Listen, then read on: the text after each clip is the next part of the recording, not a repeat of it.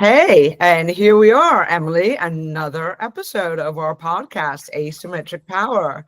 Thanks for being with me always.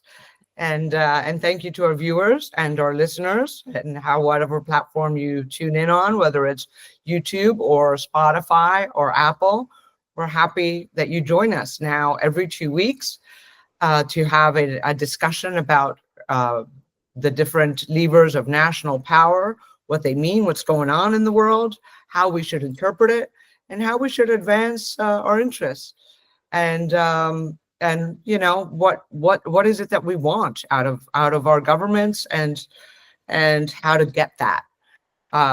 So on today's episode, Emily, we are going to launch our idea, our proposal for a new countering China counter Belt and Road initiative.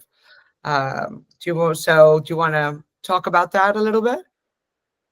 Yeah, I've been thinking about this because the guy who invented BRICS made a ton of money, even though it didn't exactly make sense to put Brazil, Russia, India, and China together.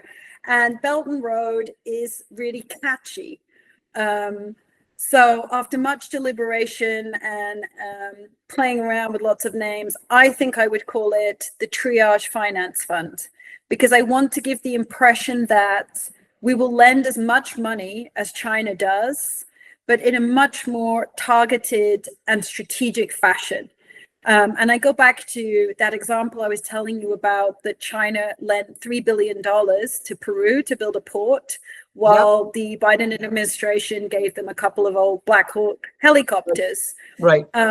We do have the financial capacity to do big loans, and it's actually what we used to do, just infrastructure loans through the big multilateral development banks, and then it all got dispersed. And now we have everyone and his mum out there. We have the MCC, the DFC, the World Bank, the bilateral banks, the regional banks. We had USAID until very recently. So right, exactly. That was our previous episode. Cooks in the kitchen.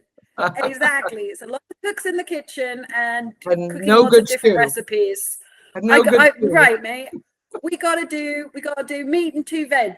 That's what we need. Simple, churn it out. I think there should be a maximum of 3 projects at any one time in any of our allied countries, so people can keep an eye on it. Like, was the port built? Was the road built? And do things that are beyond dispute, that are obviously going to help the economic development of the country. All the other stuff, the country should do themselves, because otherwise you breed dependency, and it's been a lot of charges of neo-colonialism, and I think some of them stick, frankly. So what do you think? Do you have I told you to think of a name. What's your name? Your Belt and Road. I think, you and I had talked previously about the Pax Americana concept, and I think that this should be sort of the Pax Prospera, rather, or the Prosperity Alliance. I've got 2 names. I think we're going to put it to our viewers to comment on which names they like, and then maybe come up with some other names and see what you think. But just to put this into context, really, for our audience, I think it's, the Chinese were really miffed, I believe is the British expression. A Hong Kong company, no less, Hutchinson Whampoa, which actually features in my 2017 book, in the section on ports and in the section on the Panama Canal, took over basically control of a number of ports, including the Panama Canal, got the headlines, but really there are many, many others around the world. China, and as you just mentioned, they just lent a lot of money to Peru to build the giant port. Now, ports are really important, obviously, because if you have it controls the trade, the speed with which goods move, and the current Trump administration views it, and I argued something similar in my book, your ability to run security through those ports, right? How many goods are inspected? What is the technology that is used, for on track and trace, or container inspection, or the paperwork, or trade-based money laundering, and all of those things. Yeah. And it's a huge source of income, is it not? It's a huge source of revenue. A lot of the countries I've worked in, the only tax that they actually levy is on imports and exports. Right. You know, there's no income tax, property tax, dodgy, but you can get money at customs. Right, exactly. That's perfect. And it's a very fair way to do taxes, right? Correct. Import and Yeah, right. export. You know, it's a sort of a very socially just form of taxation, really. And Right. and one that breeds prosperity. And I think that now that we have, as we've discussed, which is our most popular podcast, was the episode that, on the elimination of USAID. We have an opportunity to take the BlackRock example and find ways to make sure that when the US government does lending or does foreign aid, it is not in support of very small NGOs. I'll refrain from naming some of them because I know I represented a lot of them at the Summit of the Americas. But really, that sort of become sort of pet projects in a way, but things that really support prosperity of those countries and treats them as friends and treats them as allies and treats them as that they're also worthy of prosperity, and their prosperity is also our gain because we're in this together. So I think, and prosperity. I think that's the ethos we need to convey, definitely. And, it's not that we don't like health or education or, transgender musicals, but it's who should be paying for them. And that is why the word triage was in my, suggested name, because I have spent a career seeing lots of money thrown around on lots of different projects that were then very difficult to implement and monitor. So I would rather just do a few good things well. Right. Because otherwise we're wasting money, and we are now in a resource confined environment where aid budgets are being cut. Right. So let's focus more on, hard stuff, trade, investment in infrastructure, and items that we know are actually going to directly contribute to economic development. The rest of the country can do itself. And little NGOs can exist and be funded by private foundations. That's great. But as far as government policy and strategy, we have got to triage and be more sensible about how we're engaging with our allies. And I think that that's fair. And I think it's fair that, development and money or aid money goes to also advance the interests of the country, of the citizens of the country giving it. I mean, it's hardly a criticism. I mean, you have every citizen, and we've discussed this in previous episodes, has a right for their country to represent them and their interests. That's what your government is there to do, to give you, I'll get a little philosophical for a moment, to give you the tools to lead a life you have reason to value, right? So roads, schools, protection of your right, of your rights, access to, rights to access of these basic goods and needs, but also to represent you as an American, as a Brit, as a French, as a Peruvian, as Chinese or Singaporean or Zimbabwean, right? It should not be the same. So I think that there absolutely that now we have an opportunity now with the new Trump administration that this foreign aid should help make the United States safer by attacking these threats to national security before they become threats to national security,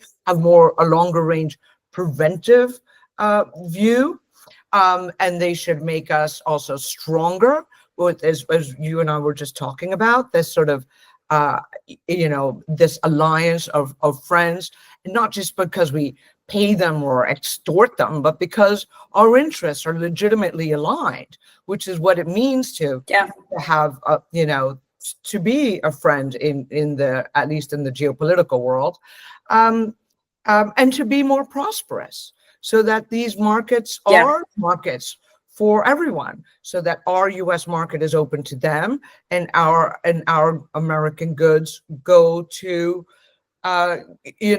those markets. And I think that that's exactly what stronger, safer, and more prosperous is. for everyone. And that's why I'm going to go with this sort of Pax Prospera or Prosperity Alliance. And we can, and as I said, we'll put it to a vote. So, but how can it's interesting because how can we do this in practice from a government policy perspective? What would you recommend as government policy, and how do we bring in the private sector? Because we don't want all tax dollars to go to it, but we also, corporations need to look after corporations. But how do we make sure that corporations are sort of incentivized to also do the things that are also in the broader interest of our country, right? So there's two responses to that. The first is consolidation, and the second is de-risking. So on the first thing, what should governments do? We have to drastically consolidate all of the actors in the development space, which are mostly funded by predominantly and a majority stake by America. Mm-hmm. And the Europeans, if they voted together, which they rarely do, it would be almost equal, right? So it's about 30% in the World Bank, and then 30% are Europeans, but they don't always agree with one another. So consolidate all these different institutions. You don't need an HR unit at the IDB and the World Bank, and that the World Bank invests in Latin America and the IDB has a country office. And there's just lots of replication, and we can save money in that way. And CAF, and Bessier, and we have so much. The DFC, the MCC, there's a bunch of acronyms and people all doing the same things, running after the same prize, and it's not efficient, and it's not helpful for the people we're pretending to care about.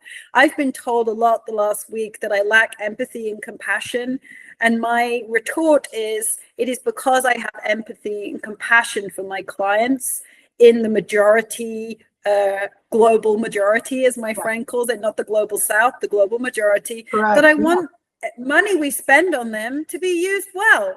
Call me crazy, but it's not a bad thing to criticize something that's broken and not working. Right. And so the second thing is the de-risking. I have a very clever pal over at the Inter-American Development Bank who Avinash Prasad, he used to work for the wonderful Mia Motley, who's been doing a lot of thinking on this herself. Yes. As the Prime Minister of Barbados. She had the Bridgetown Initiative to ramp up the investment that these development banks can execute. But the idea of Avinash, and he's a private sector dude, is that the role of the MDBs, the multilateral development banks, is to de-risk investment so the private sector can then feel comfortable and come in to, a securitized portfolio of climate investments or infrastructure investments that have the stamp from the development banks. They have that first tier of concessional finance to take away the risk, and then they'll come in down the pipeline. But it's the generation that explain that for the non-economists, concessional financing. So basically, the development banks have a AAA rating, which means that they can borrow on the financial markets at a cheaper interest rate. So they take that cash and they on-lend to poorer governments who would have terrible credit ratings and aren't considered reliable by the market. So they basically will lend at a lower interest rate. They'll have a longer repayment term. And oftentimes for the poorest countries, they just give grants, although grants have been reduced over the years, but they just give grants. So it's basically free money in one aspect. I like to remind everybody that USAID was giving out Americans money, and the World Bank and the Inter-American Development Bank are loans that are taken out by governments in the name of their people. Right. And this is why a lot of people, my clients, my colleagues, the people I've lived alongside in my life have said, why do you keep lending to our corrupt government? They get very annoyed. So they have the same feeling of indignation that the American public are now feeling when they're looking at, as was described by the press secretary, this load of crap that they're funding. The people in developing countries have the same feeling. We don't want to fund this load of crap. So let's stop funding crap. Let's do Prospera Americana, fund smart things that make sense, that are, really are no-brainers. And I do think with some clever financial engineering, there are people who say that the World Bank could lend more if they also included callable capital. That means money that's not been paid in yet. So it's money that's not been paid into the pot of money that gets lent out, but it's like a promise, like I'll lend you $10. So if you go to a bank and say, oh, you know, the Swedish say that they're going to lend me $10, so can you give me $10? You could then exponentially increase the pot of money. Yeah. My thing, when I talk to these clever finance dudes like Avinash and other, you know, financial brains, because I'm not a finance person, I'm an economist, but I feel that they're worried that we don't have enough money to lend, and I'm worried that even the money we have is not well spent. I think it's good for us all to worry about these things. And so I'm not scared or concerned that we can't do something sensible once we've figured out the consolidation of these organizations and we only focus on smart investments, that we could then increase the amount of money invested, because the key is really to get the private sector interested and at ease and wanting to invest and saying, oh, this is a safe bet. Now that you guys have done all this work, you've de-risked these investments, we'll come and invest 3 billion in the port. So that's the idea.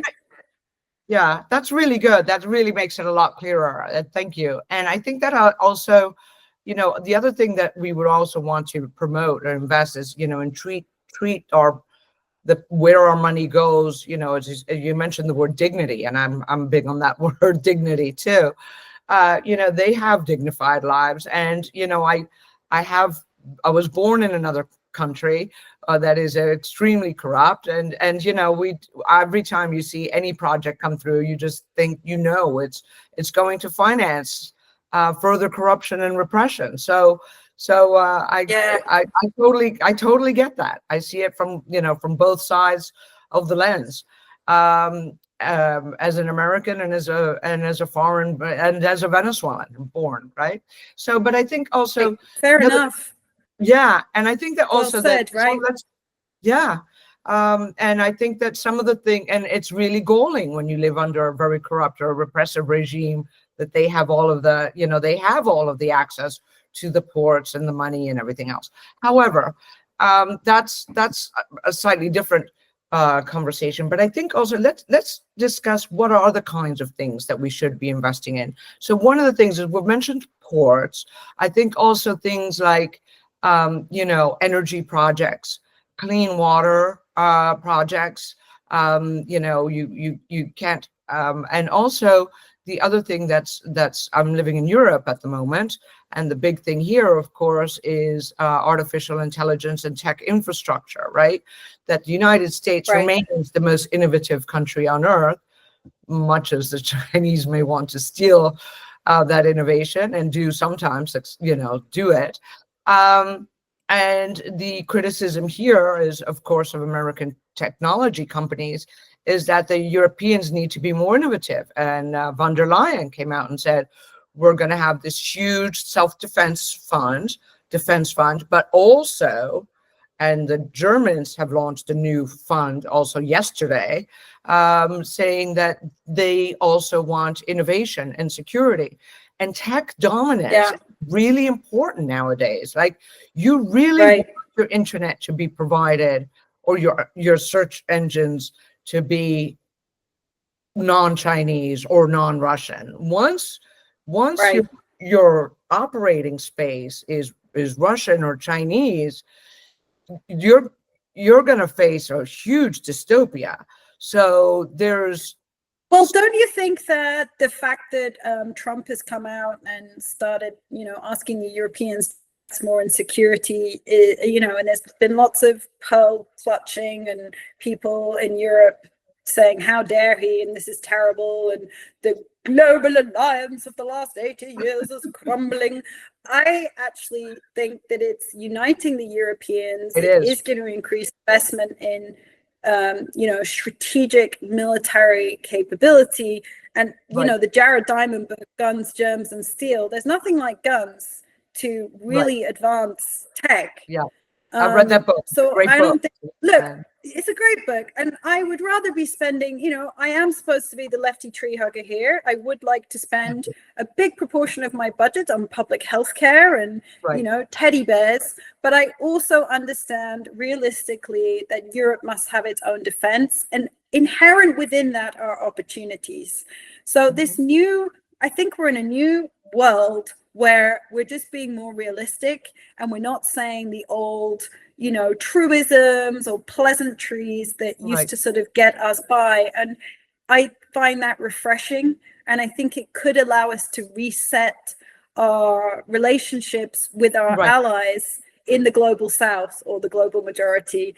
Because I want the global majority to be as lucky as I am as a woman living in the West. I want them to have the same opportunities. I want it for them. I have an abundance of empathy for them. I admire my clients and the people I live alongside, and I think we can help them. We can't change everything. We have to just be a bit more humble about what's realistic and what we can do. Let's talk about something just quickly as we sort of wrap up. Is what do you think about the women? So Women, Peace, and Security agenda, which you and I sort of talked about, right, is a big project of the UN, and it's something you and I firmly believe in. When we have both worked one way or another, right, in the field, sort of, working with off-ramping women and girls from terrorist groups. In my case, you've advanced women and girls projects and interests around the world. And give us, it is sort of, and there's lots and lots and lots of studies that peace agreements are more durable when women are part of the solution. Policing works better when you have women police officers along with the male police officers. Right. The community level, if you want to stabilize a community swiftly, you hire nurses, doctors, teachers, and cops. That's a stabilization. Absolutely. A 0 to 30 stabilization plan, right? And because women don't want to be arrested by men, they want to be, and that they have when I worked at the World Bank, I would go around the back of the huts and talk to the women. If I wanted to know what's up, I would let my male colleagues charge forth and have the meetings. Meanwhile, I'm out back with the women getting the real lowdown and figuring out what they think would be the solutions. I think the problem with the Women, Peace and Security, and you sent me that very interesting article, is that like a lot of things, it became a bit of a grift. It lost its way, and it got focused on very first world problems of social justice that just aren't important in the context of the global majority. Most women in this world live in sex apartheid. Right. And that's the reality. And we shouldn't be fluffying up there's enough to do. Just getting women at the negotiating table. Just if that was the single thing that fund as part of DOD focused on, it would be great. We need to stop trying to do everything everywhere all at once. This is why my company is called Solution 42. Right. Sorry. Yeah. So what kinds of things do you think DOD money should go to? Right, because they are interested in security, right? Preventing things as pushing them out. I mean, even when you get on a plane, they call that exporting the border, right? They know, before you board your flight at Heathrow, the JFK already knows you're on the flight. So you've technically already passed the American security system. So in a way, we also want to do it. The DOD expression is left of boom, right? So you want to get as far, before the bomb goes off, left in the timeline. Yeah. Right. So if there's some I believe we work with that you want to get as far left of boom as possible. So what are the kinds of things do you think that we should be looking at that bring together peace and prosperity? In our case, well, the region we know best is Latin America and the Caribbean, but really they're anywhere. So I was at the birthday party for the Mexican military the other day, here in Nicaragua, and it was really interesting. They have a very high-tech and cool video about the history of their military, and there was a large part dedicated to women and how they're now involved in the military and what they do and what they're up to, and that they're very important, and the roles that they play. I think that should be the first port of call, supporting women in the various militaries. I've always thought that we should, but this is for the multilateral development banks. When I get into the World Bank and I rip the guts out of the deck, which is their place that generates all of these studies that no one reads, and that the economist Paul Romer critiqued when I think he was chief economist at the World Bank for a year, and then he got so fed up and he thought it was so dysfunctional that he left. But he made the comment that the studies that the multilaterals compile are not robust. So who should be doing these studies about women and peace? It should be done in the countries that we care about and in conjunction with the military. Keep it really simple. So you can have, as we did at Johns Hopkins, a security part of the poli-sci department, and you work with them and you build those relationships, you help them bring the academic piece, and you work with the military. Just keep it really simple. The people who most matter. And then you will limit the possibility for things to jump the shark and get silly and irrelevant and pet projecty. I think that's the best inoculation against wokiness. Okay, so supporting women in the military and other countries, and strengthening those alliances, which is a little bit the role of National Defense University and others. But what do you think? Well, I don't know. I mean, I think so too. I think that doing projects where on training on more strategic thinking. Well, of course, I'm going to say strategic thinking because that's what I do within the military. Understanding how to assess risks, understanding, the sense, the as you say, the inclusion of women in local policing, and helping them develop, very, very realistic rural stabilization plans, right? As I said, the teachers, the teachers, the health workers, and the police. And what's key is that the end goal is always central focus, not women. Do you see what I mean? The end goal is peace. It's not women because of women and gender. That is where things go awry, because it becomes like this self-licking ice cream and nothing is achieved. So the whole point is we want more stable peace agreements. We want, better post-conflict reconstruction, whatever it is, you keep that tangible goal front and center. Right. Without saying, I feel like now, unfortunately, you say women and people are like, oh God. I do. I've worked on women's projects for 25 years, and I was working with a South African bank recently on climate financing, and I managed to get through the whole consultancy without saying women once, but really we were doing loans for farmers and they were mostly women. But you didn't just keep it quiet. Don't let on that we're helping women, because people will not want to do it. So I think you've got to be strategic and know your audience and focus on the end goal, right? Yeah. Everybody wants a dignified life. They want a family life. They want to walk down the street with their kid or their boyfriend or their girlfriend or their spouse and their aunt and uncle. And that's, those are the things that unite us. No matter where you go in the world, everybody worry about their sick kids and their safe parents and a paycheck. And I think, we should be focused on developing that within those countries rather than just handouts. Promoting a global welfare state helps no one. And it really, undergirds the dignity of all of us. Anyway. I'll vote for you. That's I agree with that. I'm signing up to your religion, Vanessa. Dignity for all. There you go. All right. Well, we fixed the world today. Okay. Done. All right. Well, we'll fix the world. I'm sure it'll be, we'll have something something else will go wrong in the next 2 weeks that we can comment on. Definitely. So Definitely. until next time, we're gonna put it to a vote. We look forward to your comments and suggestions, and let us know if you find this interesting. And please give us. We're happy to get your feedback, and watch out for our poll. Thank you so much, Emily. Thanks, Vanessa. Thank you, and I'll see you next. See you later. Bye. Thank you. Bye. Bye.